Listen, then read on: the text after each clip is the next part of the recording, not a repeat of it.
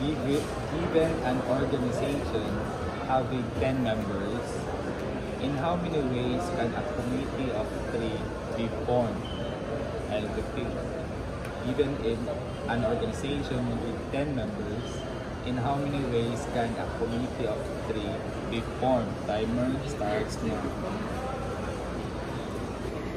Ito ay ginawa na nating 20 seconds.